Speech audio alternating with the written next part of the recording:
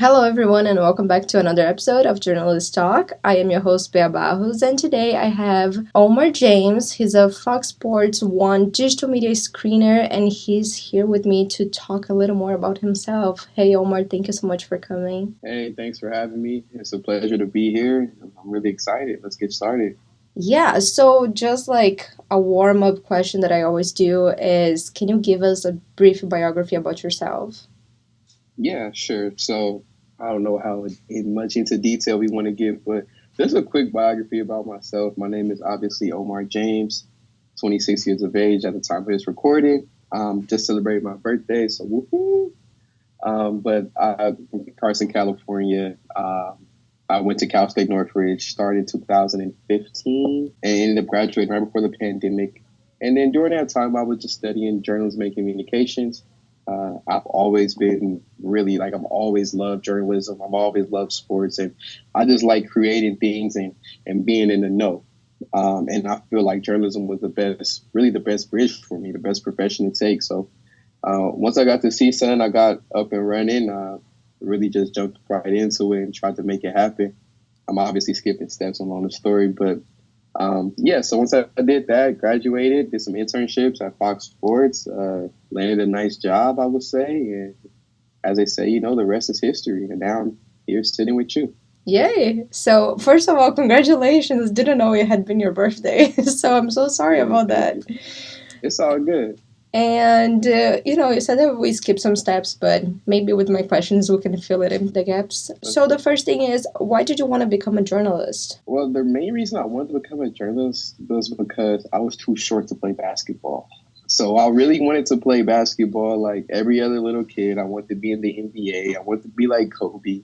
I wanted to play for the Lakers, but I'm not 6'6", So that was like the main thing that pushed me into the journalism space because I was able to stay connected to sports and my height wasn't a limitation. So that was the main thing that got me into it. In addition to just really growing up around it, I will literally watch ESPN and those products daily. I was so much so that I knew their working schedule. That's kind of like glued me in and made me even more of a fan of the business. But I've always wanted to be a journalist and I've always wanted to work in or around sports. Yeah, that is really cool. That's like mainly the things that we hear here in the podcast. People are always like, "Oh yeah, I wanted to play this, but I couldn't." Or, it's cool. It's fine. It's part of the journey, right? Right? And Absolutely. so you graduated during the pandemic, right? Yes, I did. So I graduated in 2020. The pandemic happened in March of 2020. I think I did my last journalism package for one of our professors literally the day before school shut down. So, yeah, graduation was in May 2020. The world shut down in March 2020 and ended basically my college career or experience a little early. So, yeah. Yeah. How did that impact you in finding a job or finishing up school like in a good beat? Because we know that when COVID happened, you know, nobody was feeling like 100% anymore. People were feeling like super Yeah. sad or anything else. How did that impact your last few months of school? I mean, it didn't really impact a lot for school because I was already on a path to graduate. I didn't really have to do too much. To be honest, with school, it kind of made it easier just because we didn't have to do as much hands-on activities. The part that I feel like it really impacted a lot was after I got out of school. So when I tried to look for a job or maybe look for internships or just things to start getting my feet wet in the industry, there was nothing available. And that mentally played tricks on me because I knew I was talented. I knew I had the drive, I had the ambition and the availability to do whatever it was needed to be done. But there was just little to no opportunity out there.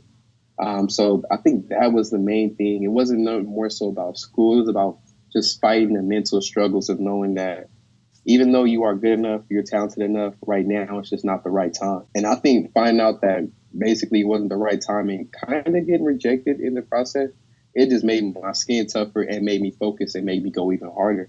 So, I mean, it's something that I wish didn't happen, but obviously I'm grateful that it did. And how did you find your internship at Fox at first before being actually hired? The way I found my internship was just by the grace of the Most High. I was working at the Nike sponsored Drew League, which is a pro-am basketball league that they do in the summer. People like Kobe Bryant's been there. LeBron James just played there last summer. And basically all the top guys in around the city of LA.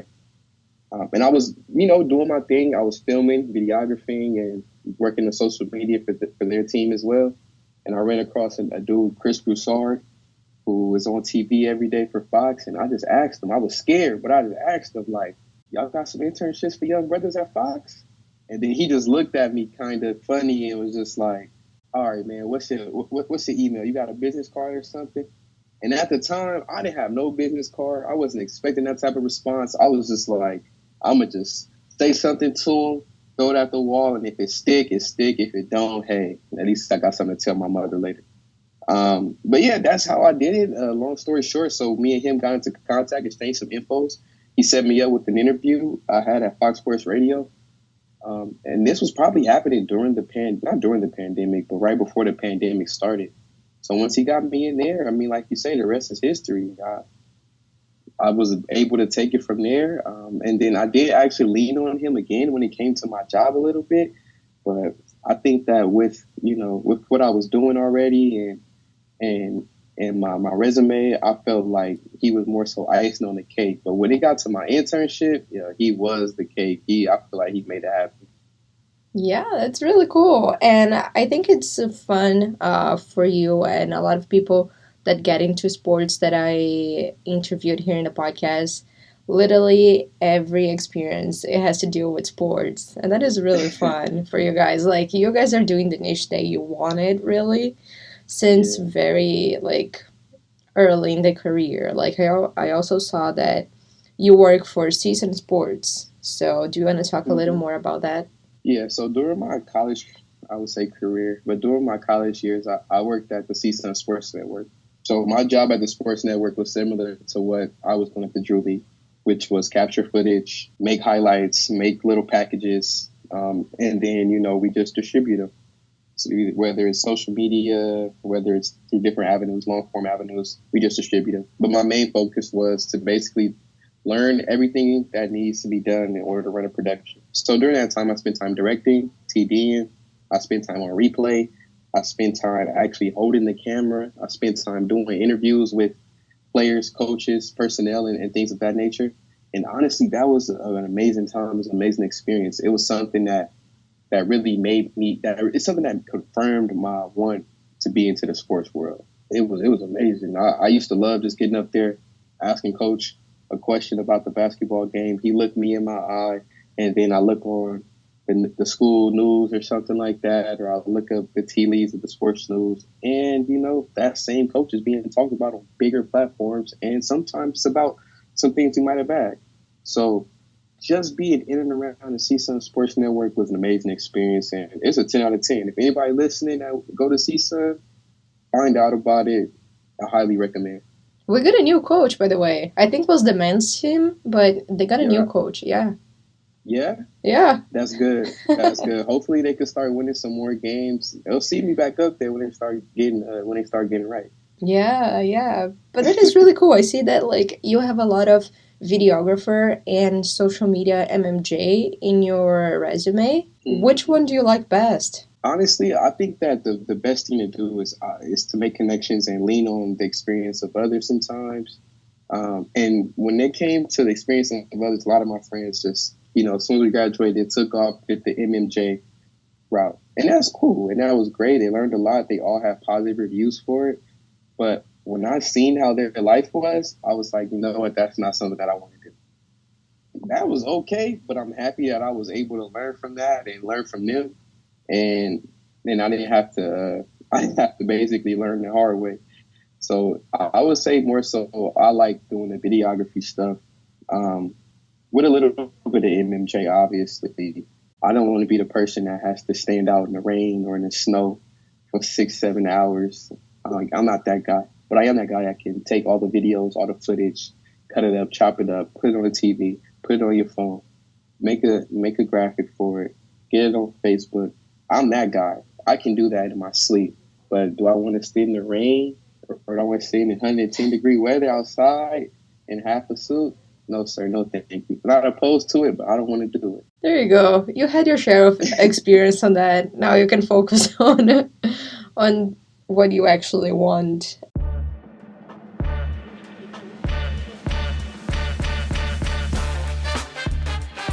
Hey listeners, I have a great news for you. I'm here to incentivize you to create your own podcast just like me. I couldn't think of a better partner than Buzzsprout, and I recommend them for you as a beginner in podcasting. Buzzsprout can help you with publishing your own podcast in every major platform such as Apple Podcasts, Spotify, and iHeartRadio. They also automatically publish on your personalized website, and they give you all the statistics in detail that you want. To start your own podcast and to win a $20 Amazon gift card, follow the instructions on the link in my show notes. If I can do it, you can do it too. Good luck on creating your very own podcast.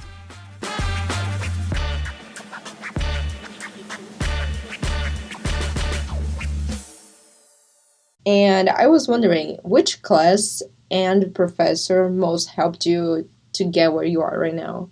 That's a great question. I will honestly, it's an easy answer, but I will honestly say all my professors. But two professors in particular that during my time at CSUN that I feel like pushed me was for sure Miss Turner, Sally Turner. She was amazing, and Professor Davis.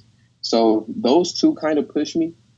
Miss Turner, or Professor Turner, I don't know how she likes to be referred to these days since she retired.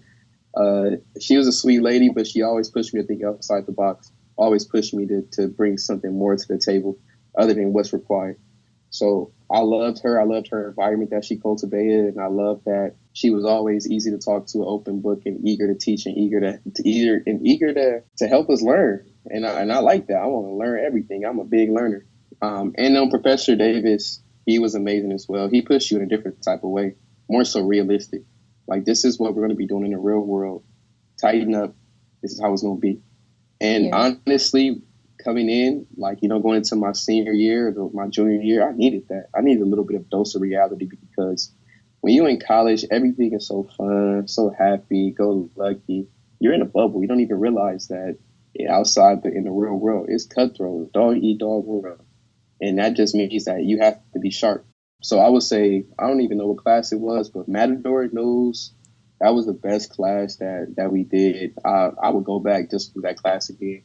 It was Matador News, and it was another class, Valley View News. I don't know. Matador News, Valley View News, got to take that class. If you in journalism, if you like TV, if you like production, anything like that, take that class. You won't regret it. Yeah, I remember Matador News. That's where we met, dude. Yeah, it's been years. And it's so funny because, Professor Turney, Miss Turney, I don't know, she was, so amazing, and she really took people out of their comfort zones. I'm never gonna forget, I am fresh here in the US, just got here 2 weeks in the country.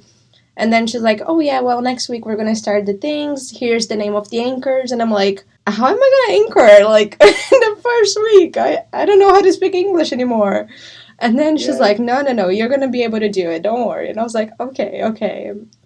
And, she was such a nice person. And it was literally, I don't know if she knows that, if I ever told her, but if she ever listens to this episode, she was one of the reasons that I really transferred to here. Plus, our whole class, everybody in that class was so nice to me, and you guys made me feel welcome, even though it was not my country. I was just getting here, and everybody was so nice, and I was like, okay, so I got some cool people right here. And then COVID came, everybody graduated, and I was like, oh my god, how do I make friends anymore?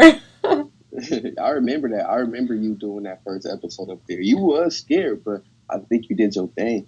Especially, you just got to the country 2-3 weeks ago. You're already doing a TV show, reading a rundown. Yeah, you did your thing. Kudos to you for that. You brave, because if that was me, I don't know. I probably would have told him next week, because I can't do it. Oh, yeah. But, it was, such a cool experience. I was like, okay, I'll do that. And then towards the end, I was like, oh, this is so fun. I want to do it, every time. It was fun. It was fun. And then, honestly, to me, I don't know if you were like this, it would be embarrassing Because I would go home and watch the whole episode, and I'm like, I messed up there.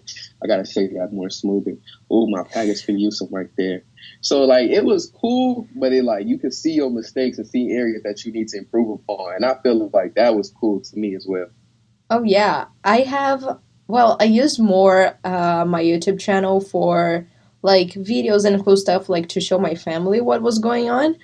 And then I Mm-hmm. remember me doing like some huge reels, like with the episodes, like the parts that I was talking. I was like, oh my god, people are gonna actually see that. But Yeah. it is fun, and I still remember there's like one day that like the teleprompter like went crazy, and I was reading. I was like, okay, so we got papers. That's good. We got papers. Right, right. See, I don't even remember that. Now I want to go back and see what happened because I don't remember. But look, you got the papers. We had the script. We've been practicing for like Yeah. 3 hours, 4 hours. So, We literally like, spent 9 to 3 in there. I don't know. It was like such a long time, and it was so good. And I love that I'm collecting people from there to come to my podcast. I got like Esteban, I got Daniel, I got you. Well, I'm gonna fill it up, these people, with all of you guys that are rocking outside at school, like doing their let's go. careers, and I'm so proud of all of you guys. So that's why I'm giving the stage here. No, Bea, thanks. We proud of you too. You know, I speak for everybody. We proud of you. You definitely came over here, did your thing, and then now with the podcast is dope. It's amazing, and it's a space like people like me and you could come over here, talk, and hopefully whoever's listening can learn a little something. So Oh yeah, we clap it can up like for you. share Clap it it. up for yourself. Thank you for all of us.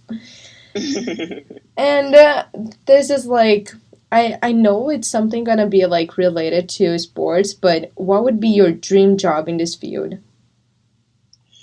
I don't think I know my dream job. I think if you ask me my dream job today, you'll get an answer, but it won't be the same answer maybe in 2 years from now. Well, I But I can let will you tell you know something. next time that I interview you. Yeah, yeah. Next time you interview me, I'm gonna have a different answer. But right now, I think my dream.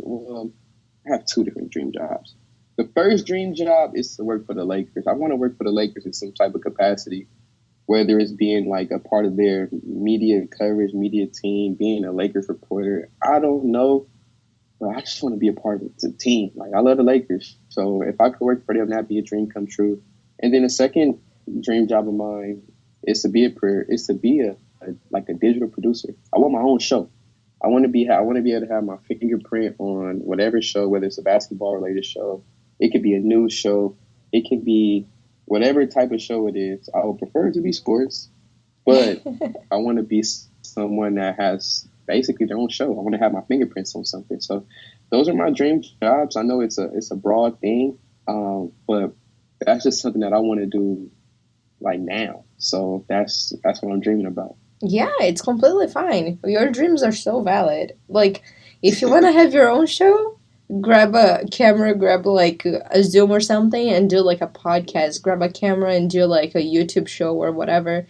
You can start these dreams. Like, they're gonna be like tiny until like someone like ESPN, like, oh, Omar, let's work here. Maybe you have your own show there. Right. But No, yeah. you're right. That's good advice, and you sound just like my mom. So, like, not like in a disrespectful way, but my mom is just like, Omar, do this. You can do it. This is what you need to do.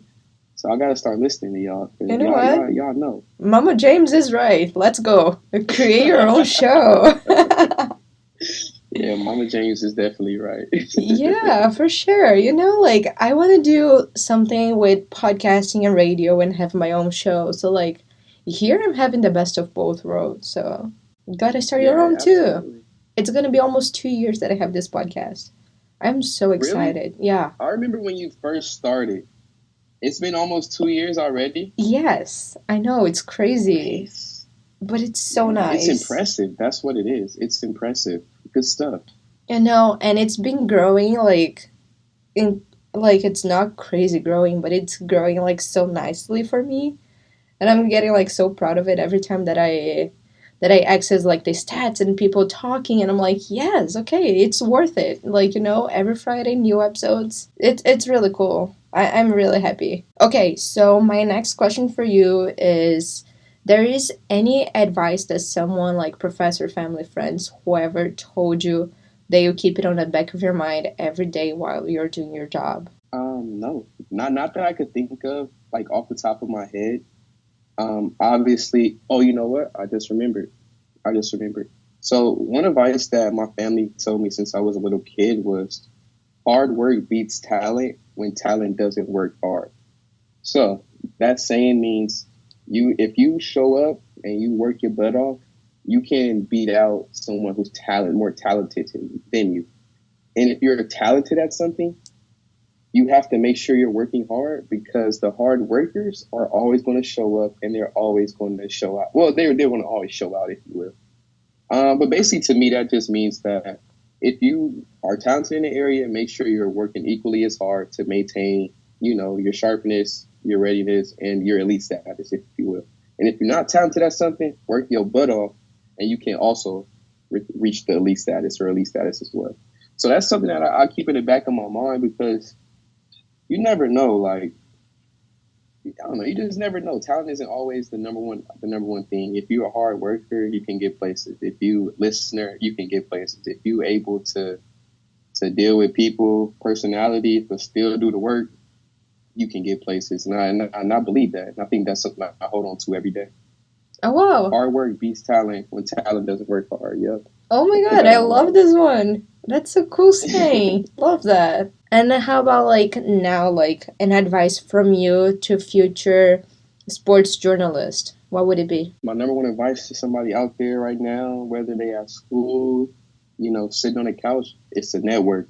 I know it sounds cliche. It sounds like it don't make no sense, but network. If you're in college, everybody in your class should know you. Everybody in your class, whether it's just a hello, or like I just want to build my network and my reach. Can we swap Instagrams? Can we swap social media? You have a LinkedIn. Those type of things I feel like is the most important thing because the person you in class with today might be a lawyer tomorrow, might be someone's boss tomorrow, might be the agent for somebody you want to book tomorrow. Um, and it's just always good to have that network to go back to. And then even if it's not somebody that you in school with, when you people are out at parties, not raves, but like parties like social gatherings, like that should be a time for you to network. When you at work and you see somebody doing something you want to do, man, tell them, look, man, I like what you're doing. Here's my network. But networking is key and getting business cards. Even if your business card don't say much, even if your business card is a QR code with the link to all your profiles, the one. Because people will remember you, but you know how the brain is. You could forget something so fast. But if I have a business card, take a quick picture of it, okay, cool. I got you locked in. So that would be like my sound advice I give anyone.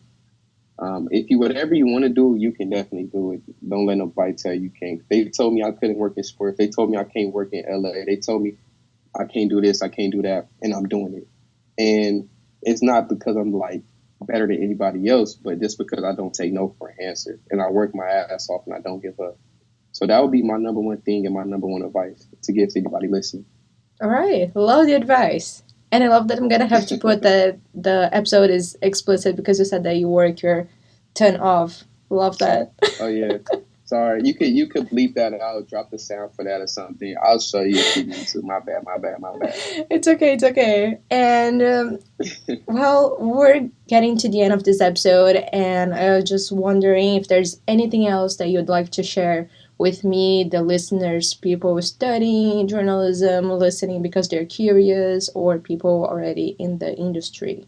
I think I kind of already said it, but I did just want to say like being a journalist and working in media, it's a broad field. It's not just holding a mic in front of in front of a camera that's gonna go on TV later that night.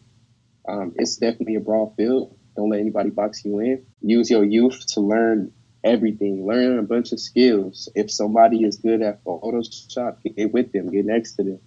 Maybe you be good at Premiere. You could cut a video for them, and y'all could teach each other something. So my thing would just be to use your network, use the resources in order to sharpen your skills, in order to build your reach.